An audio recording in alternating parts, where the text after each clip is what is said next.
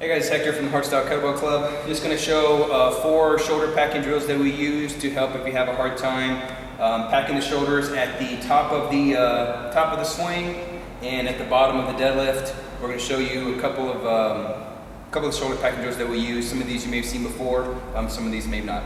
So the first thing I'm doing is I'm going to take Lawrence and we're going to come over here. We're going to pattern his deadlift. Okay.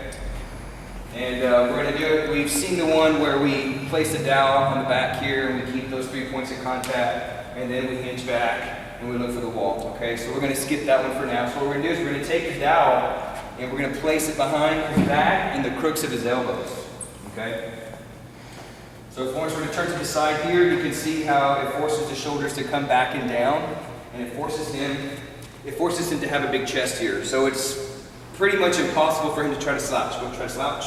Kind of hard for him to slouch in this position. So what he's going to do now is he's going to have his feet in the position for the deadlift, or even at the top of his swing, and he's going to place his hands right at the 𝗔𝗨 crease of his hips, okay? And then now he's going to fold himself in half, and he would look back for the wall. And you can see here how it keeps the chest up, and it forces the shoulders back and down, okay? From right here, it's very difficult for him to have a slouch in this posture. So this gives him direct feedback on shoulder and chest position on the downswing, even for the deadlift and the backswing of the swing. Okay, so that's one of the first ones that we do. Okay, next thing that we do that we cue them is go to around. So what I want Lawrence to do is I want him to take his right shoulder and I want him to put it in his back left hip pocket, and then he's going to take his left shoulder and he's going to put it in his right hip pocket. Okay, so he's doing this type deal here like this. So go ahead and turn to the side, maintain that position. So when he takes this right shoulder back left hip pocket, left shoulder back right hip pocket, it literally almost looks like I have the 𝗷 right between the crook of his elbows towards his back. So all I'm going to tell him now is to maintain that. I want him to envision that the stick is still behind his back. Don't let your shoulders come out of your pockets, and now you're going to place your fingers on the inguinal crease and you're going to hinge back, look for the wall. And so if he starts losing this, I'm going to cue shoulders, back pockets, okay? So he starts to lose them, boom, shoulders, back pockets, and then it forces him to pull back here, okay? Now that we're down here, we want to maintain, so on his downswing, here, let's say he's losing his shoulders on the downswing, and he's just not getting any connection here. So another way to teach the shoulder packing on the downswing is he's going to have his hands together just like this, okay? Like he's maybe doing like a diamond position with his hands or so. And what I'm going to do is I'm going to come back here, okay? And my cue to him is don't let me move your arms. So I'm going to try to push his arms forward, and now he has to actively push his hands back up into his groin. That's going to get a lot of lat connection here, and it forces those shoulders to stay back. As soon as he lets him pull his arms forward, his shoulders round forward, and he loses that packed shoulder. But if he pushes into me, like he's hiking that bell back, hiking the hike pass, it allows him to maintain this position here. His chest is up, and his shoulders remain in those back pockets. So I'm cueing shoulders, back pockets. Make sure, imagine that the 𝗷 is behind your back while I'm pushing on those back hands. So it's forcing him to stay upright and to throw the shoulders back and down, okay? And the next one is going to be, I call it like a standing torque position. I'm going to try to torque his body on one side. So let's say you're performing one arm swings. He's got one arm up here, and you can see how right away this shoulder kind of comes out. And at the same time, his hips have already rotated, because the bell, since we're swinging with one hand, we're now asymmetrical. All the load is on one side, and the bell's going to try to dominate you. It's going to try to turn your body, unpack that shoulder, and it's going to torque the hips a little bit. So what I'm going to do is, he's going to come up here in that disconnected position, okay? I'm going to place my hand on his hip, ASIS area, okay, right by the hip bone, and I'm going to pull him out of position. Now what I want him to do, his cue, is to squeeze his glutes and pull his shoulder back in. Okay, now he's going to relax, and I'm going to pull him out of position. He's going to pull back in.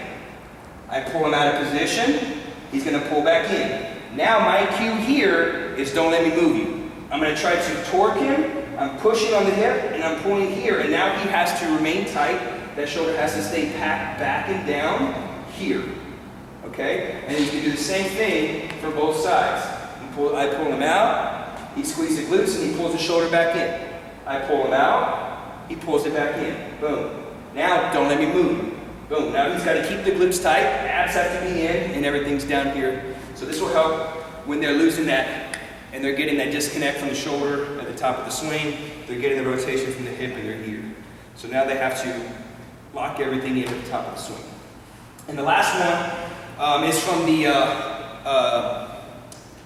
quadrupeded position and the rocking. Let me come down to the rocking position. So this position here, this is a primitive pattern. You'll see this a lot in resets. You'll see this in the reset portion of primal move and original strength. Turn to the side. So Lawrence here is pretty familiar with rocking. If you familiarize your students with rocking before yourself, he would just perform a few rocks, okay? And he's actively using his hands, pushing back. He's rocking back towards his hips and making sure he's maintaining a nice straight lumbar. So now what I'm going to do is have him stay in the rock position. Bring your hands back just a little bit right there. And now what I'm going to cue him to do is I'm going to cue him to push himself back into the rock position. Now what I want him to do is I want him to look over his right shoulder and look into his back pocket here. And that forces that shoulder to pack back. Now I want him to maintain this and look over the left shoulder and it packs the other shoulder in there. Okay, so he can do a couple more rocks. Boom. So now he's actively pushing himself back.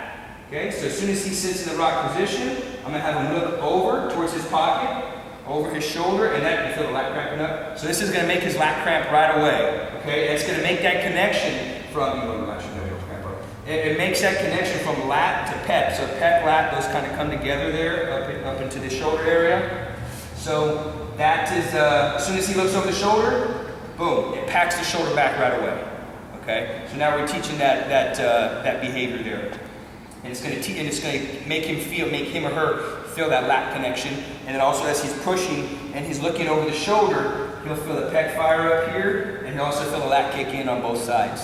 So those are just 4 little cues that we use to help people teach them the behavior of shoulder packing. So you got the deadlift pattern with the dowel across the back, cueing them to put those shoulders in the back pockets. And then you're going to have them in the backswing position, okay, forcing them to drive the arms back and not letting you pull their arms out. And then we have that standing torque position where you're trying to torque them out of position, pulling that shoulder out like the one-arm swing would try to do. Even the one-arm snatch is going to try to pull that out, okay? So that kind of, you give them that RNT, that feed the mistake, okay? Boom, feed the mistake, pulling them out of position, and have them learn how to reestablish that good postural alignment. And then the last one is the rocking position, quadrupeded all fours, chest is up, and then you have him look back towards his pocket, and right away it sets that shoulder back. And then you want him to maintain that and have him set the other shoulder back, and now he maintains this position here. And if he were to just simply stand up, his hands would already be in that pre-packed position. Okay, so give these 4 a try. If you have any questions, please leave any suggestions or comments below. Have a great day.